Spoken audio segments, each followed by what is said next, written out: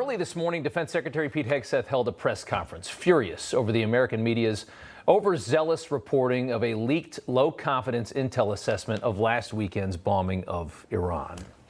That assessment, of course, claims that Iran's nuclear program might have survived this attack and its nuclear material might still be intact under the rubble left by a dozen bunker-buster bombs that were all dropped at Fordo, its most effective military installation, the one under the mountain. That early assessment has been blasted out by CNN and parroted all week by the rest of the media. They love this story. It's on all the time. Reporter Natasha Bertrand has done like 100 hits here in the last few days. This is a young lady that's often used by the deep state to push their agenda. She's lied to a lot, but gets a lot of exclusives. And she's been on TV nonstop with this story, the media fiending on it because it looks bad for the president. The story has infuriated the White House, which is very proud of what they consider to be a quick and lethal attack on Iran's nuclear ambitions. Now, the optics of today's press briefing were not ideal. When I turned it on, I didn't really like it in the beginning. The defense secretary is effectively screaming at the media. But if you watched it, you understood why this press conference had to happen. This morning, the chairman of the Joint Chiefs described the insane amount of time and treasure that went into last weekend's mission. He gave us the story of two men, both Defense Threat Reduction Agency officers, who have done something unbelievable to get us to the point that we were at last Saturday afternoon and evening when we heard about these bombings. They've been obsessing over Fordo in Iran since 2009. Take a listen to this. For more than 15 years, this officer and his teammate lived and breathed this single target, Fordo, a critical element of Iran's covert nuclear weapons program. He studied the geology. He watched the Iranians dig it out. He watched the construction, the weather, the discard material, the geology, the construction materials. They literally dreamed about this target at night when they slept. We're going to take you through, and a story that gets very good. We're going to take you through the whole thing, the best parts right here. As General Dan Raisin Kane continued, he explained to the media and to the American public that these two men actually designed the bunker buster bombs that were used last weekend. They designed it just for that moment. A years-long process of testing, all of it for Fordo. Take a look. They accomplished hundreds of test shots and dropped many full-scale weapons against extremely realistic targets for a single purpose: kill this target at the time and place of our nation's choosing. And then, on a day in June of 2025, more than 15 years after they started their life's work, the phone rang and the President of the United States ordered the B-2 force that you've supported to go strike and kill this target. After 15 years, Trump makes the phone call.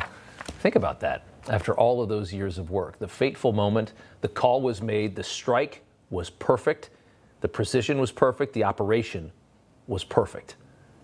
Imagine that feeling. And then imagine 24 hours later, a leaker at the Pentagon who hates the president takes just part of one early low-confidence assessment, which we now know is almost certainly wrong, and leaks it to a Trump-hating TV network, claiming that all your work was for nothing and that these two men were effectively failures. That's what happened.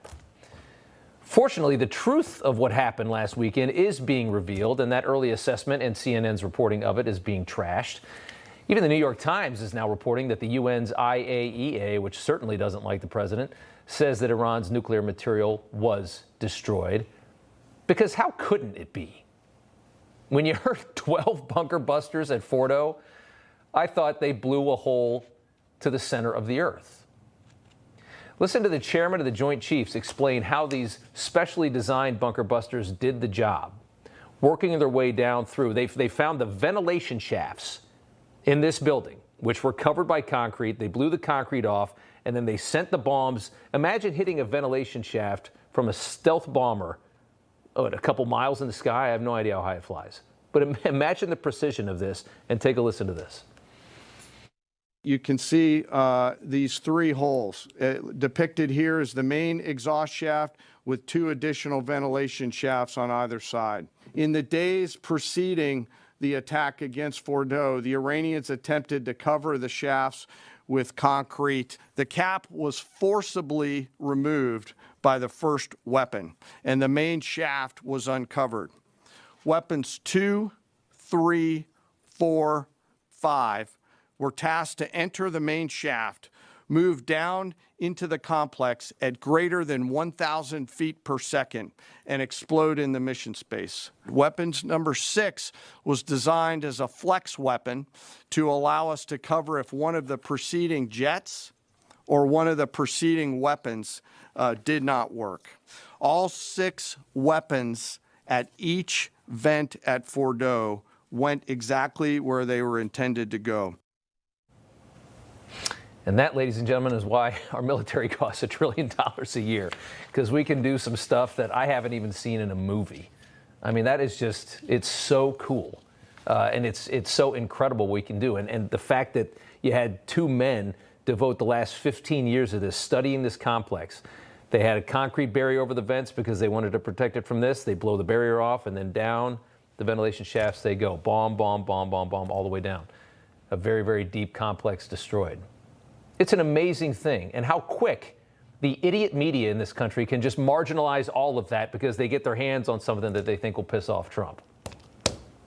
That's the reality of the situation. We had something truly badass happen, and the media, in its desperation to make Trump look bad, figured out a way to just poo-poo the whole thing to the masses. And they are very effective at that because the media has a lot of control. They control our minds. They're good at that. Now, not our minds, but most of the minds in this country.